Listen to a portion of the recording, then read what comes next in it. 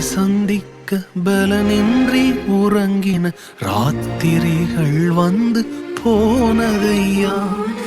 எதற்காக வாழ்கிறோம் என்றெண்ணி கலங்கி படுக்கையை கண்ணீரால் நனைத்தோமையா.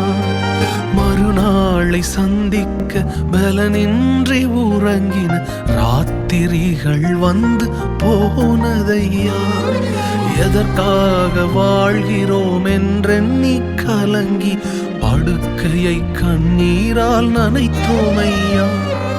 ராக்காலத்தின் கேள்வியின் மேல் ராக்காலத்தின் கேள்வியின் மேல் சூரியனாய் உதித்தீரையா.